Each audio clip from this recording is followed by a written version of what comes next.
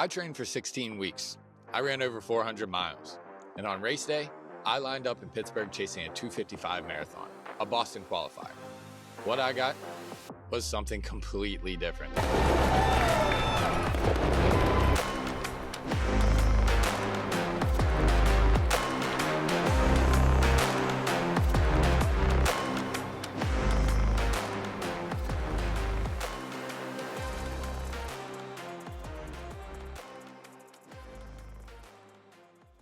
There's this weird calm that happens before something huge. I'm standing there, tucked into a crowd of runners, surprisingly not nervous. And that's when it hits me. I'm about to run a marathon, my first marathon.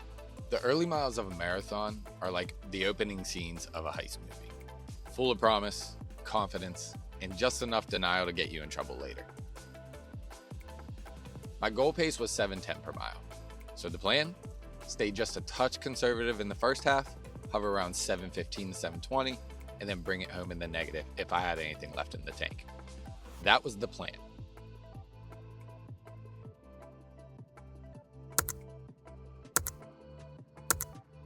Mile 2, 7:15. Mile 3, 7:16. Mile 4, 7:23. From mile 5 through 10, I held that line. On paper, pretty much perfect, but that paper didn't include the part where you weave around hundreds of runners early on, or the elevation shifts that never seem steep, but always seem to add up.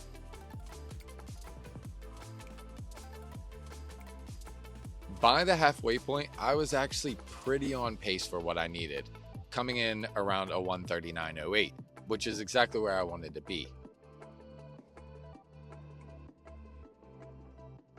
But then the terrain got real. The crowds thinned, and my quads, they started sending passive-aggressive messages. Mile 13 ticked in at 8:06, which isn't a crash, but it was a crack. A little warning light for me, just enough to make me wonder if this was the second half I trained for, or something else entirely. The first thing to really go were my hip flexors. They just stopped showing up. Then the fueling issues kicked in. I was using Tailwind's high-carb fuel, same stuff I trained with, but what I didn't do was enough long runs at race pace with it. And when you're trying to take in 90 grams of carbs an hour, well, that matters. At that point, it realistically wasn't about pacing anymore. It was just about getting to the next aid station, getting some water, and just getting to the finish line without thinking about how far was left. By the time I saw the finish line, I didn't have much left. You see no kick, no final push, just me getting across the finish line and stopping because I had absolutely nothing left in the tank. And when I did cross the line, my official time was 3 hours, 30 minutes, and 33 seconds. Not the time I trained for, not the race I'd hoped for, but also not a failure. Because that's the thing about marathons. They don't care what you planned.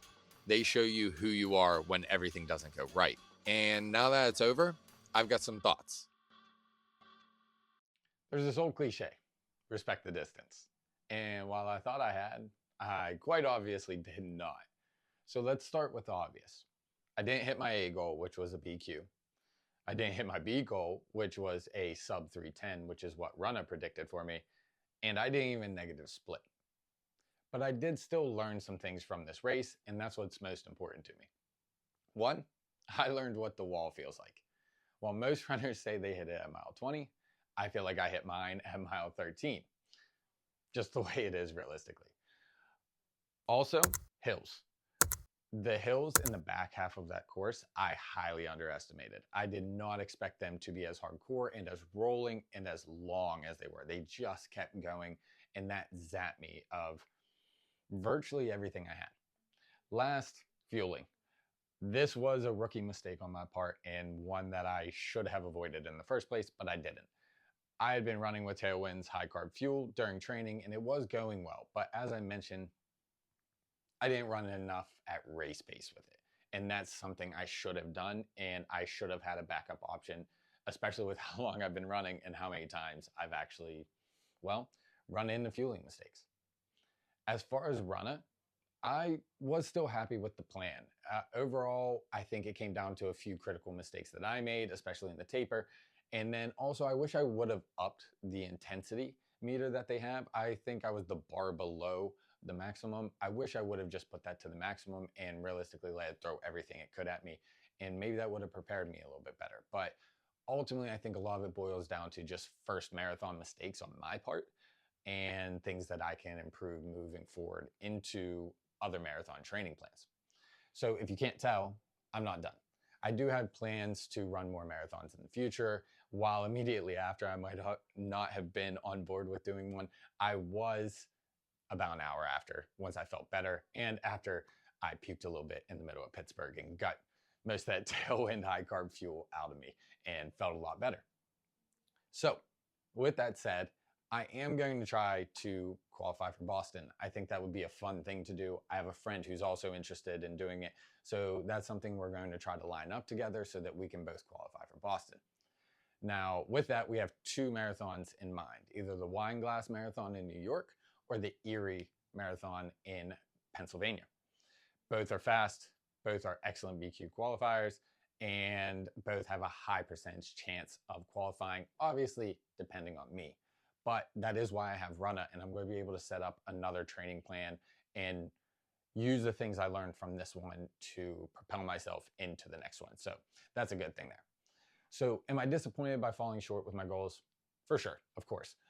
But again, I think that's just a part of the process. This was my first crack at the distance, and I learned a ton. And even though I felt terrible, I did have a fantastic time running this race. The energy, the spectators, the entire environment was fun, and I couldn't have asked for a better first marathon. So shout out to Pittsburgh. You all did awesome. So I hope you all enjoyed this. If you did, be sure to like the video, subscribe, all that fun stuff. It truly helps the channel more than you know. And overall, I just wanted to relay that I appreciate you all following along. If you haven't seen the prior episodes from this series, be sure to check those out. I have an entire playlist called the Marathon Training Series, which is dedicated to that, which I'll also be updating in the future as I prep for other marathons. But truly, thank you all for watching. This was a blast to record, and I'm glad that I got it out of the way. So until next time, run fast, Travis Love.